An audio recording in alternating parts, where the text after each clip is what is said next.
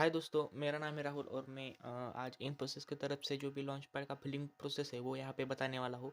ये मेरा second video है और आपको मेरा पहला वाला वीडियो देखना है तो आप मेरे वीडियो के लास्ट वीडियो में जाके देख सकते हैं या वहाँ पे आपका वो वीडियो मिल जाएगा। तो यहाँ पे मैं यहाँ पे फिर से आपको प्रोसेस यहाँ पे बताने वाला हूँ और जो भी आपकी क्यूरीज है वो यहाँ पे सॉल्व करने की यहाँ पे कोशिश करने वाला हूँ।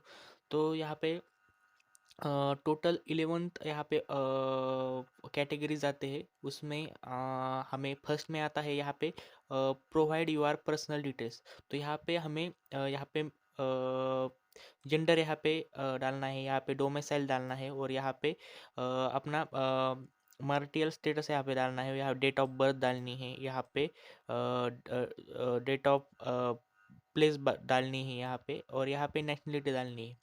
तो यहाँ पे यस यस एन और यस यस आई सी ये नंबर इफ़ एप्लीकेबल मतलब कि आपको जो आप अगर पास होगे तो ही आप यहाँ पे डालो, नहीं तो आप ये स्किप कर सकते हो।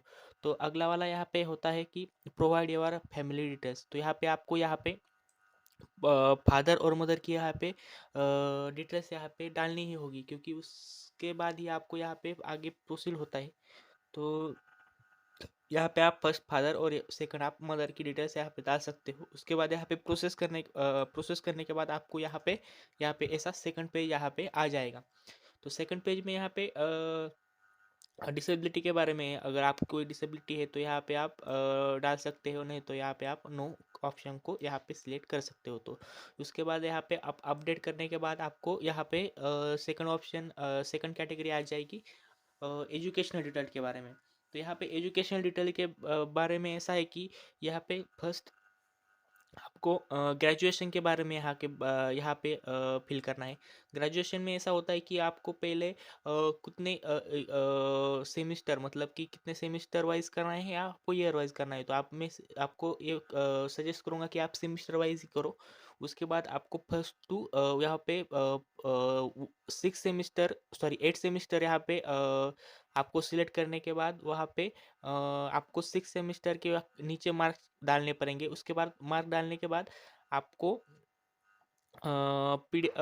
अटैच में जाके वहाँ पे आपको 6 सेमिस्टर और 8 सेमिस्टर और प्रोविजनल डिग्री सर्टिफिकेट और फाइनल डिग्री सर्टिफिकेट ऐसे टोटल 10 डॉक्यूमेंट यहाँ पे अपलोड करने होते हैं। उसके बाद वहाँ पे एक लोगों को प्रॉब्लम आ रहा है कि वहाँ पे CGPA क्लिक नहीं हो रहा क्योंकि वो उनका एरर है। तो आप सिर्फ मार्क्स पे ही रह कर आप वहाँ पे मैक्सिमम मार्क की जगह वहाँ पे 10 डाल के जो भी आपके ऑप्टेन मार्क है वहाँ पे आपका SGPA डाल सकते हो। तो वैसा यहाँ पे 12th के बारे में ऐसा है कि यहाँ पे आप 12th की अगर आपके पास मार्कशीट नहीं होगी, डिग्री सर्टिफिकेट नहीं होगा तो आप सिर्फ मार्कशीट भी डाल सकते हो। यहाँ पे कोई भी ज़रूरत नहीं, मतलब कि उनको सिर्फ आपका मार्कशीट ही चाहिए, डिग्री की कोई भी ज़रूरत नहीं है। तो आपको 10th का भी वैसा ही करना है, 10th का डिग्री सर्टिफिकेट और यहाँ पे मार्कशीट डालनी है। अगर डिग्री सर्टिफिकेट नहीं होगा तो आप सिर्फ मार्कशीट वहाँ पे डाल सकते हो। तो अगला बारा यहाँ पे होता है कि अचीवमेंट के बारे में। यहाँ पे आपको कुछ भी नहीं डालना है, ये पूरा प्रोसेस आपको स्किप कर देना है। तो स्किप करने के बाद यहाँ पे आता है कि प्रोवाइड यूर एप्रिसिएशन इन मैसूर। यहाँ पे लोकेशन प्रेफरेंस के बारे में बताया, तो मैंने यहाँ पे मेरे हिसाब से यहाँ पे लोकेशन प्रेफरेंस डाला है। तो आप अपने हिसाब से यहाँ पे लोकेशन प्रेफरेंस डाल सकते हो। तो अगला वाला आता है वर्क एक्सपीरियंस। तो वर्क एक्सपीरियंस का ऐसा है कि आप एज ए फ्रेशर यहाँ पे इन्फोसिस के लिए अप्लाई कर रहे हो तो आपको एज अ फ्रेशर ही यहाँ पे करना है। यहाँ पे कुछ भी यहाँ पे इंफॉर्मेशन डालने की ज़रूरत नहीं है क्योंकि आप इन्फोसिस आपको एज अ फ्रेशर ही यहाँ पे उन्होंने हायर किया था।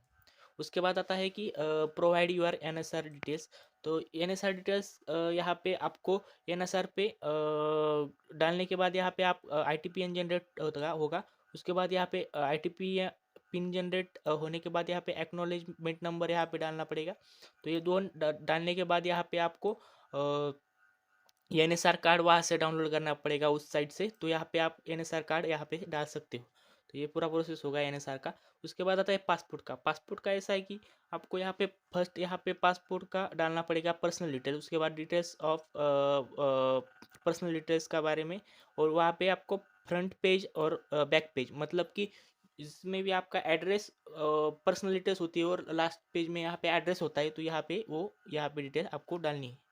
उसके बाद आता है यहाँ पे पैन कार्ड का। पैन कार्ड का ऐसा है कि आपको यहाँ पे पैन कार्ड नंबर डालना पड़ेगा, और इसका फिर से यहाँ पे पैन कार्ड नंबर, और यहाँ पे ऐसा है कि आप जिस पे अभी आपकी साइन है वही आपको यहाँ पे पैन कार्ड यहाँ पर डालना पड़ेगा, वही वैलिड रहता है।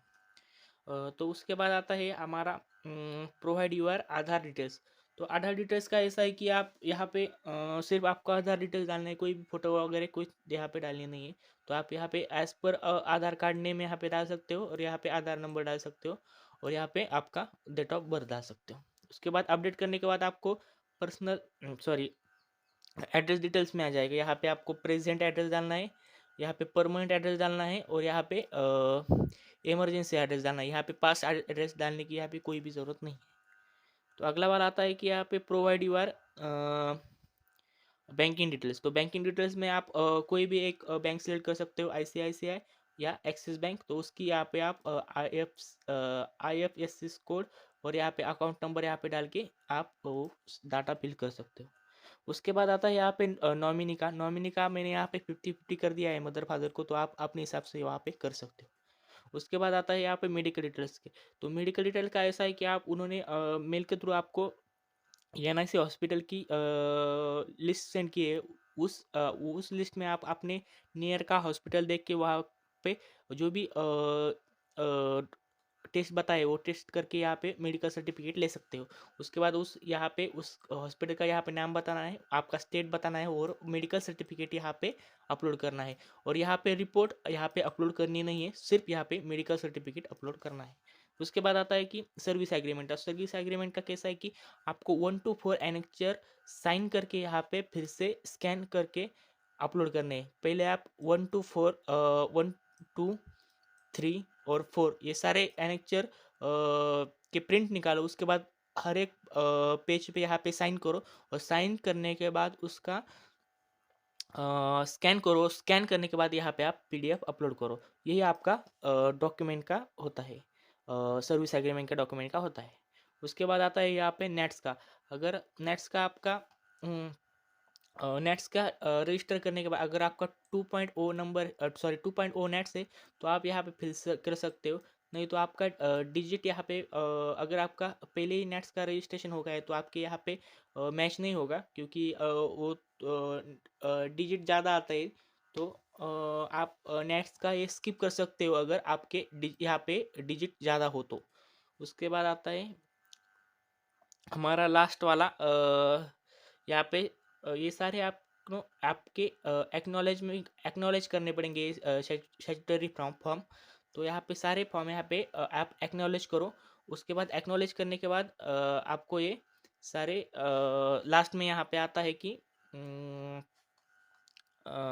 एक मिनट, हाँ लास्ट में यहाँ पे आता है कि आपको कंप्लीट योर लॉन्च पैड। यहाँ पे कंप्लीट योर लॉन्च पैड करने के बाद आपको यहाँ पे 4 PDF यहाँ पे जनरेट होगी, और 4 PDF जनरेट होने के बाद आप ये सारे प्रोसेस यहाँ पे आपकी कंप्लीट हो जाती है। तो ये सारा यहाँ आपका प्रोसेस था। तो आपको यहाँ पे कुछ भी यहाँ पे क्वेरी आ रही है तो आप इस वीडियो के कमेंट में यहाँ पे वो क्वेरी डालो। मैं यहाँ पे आपकी क्वेरी यहाँ पे सॉल्व करने की यहाँ पे कोशिश करूँगा।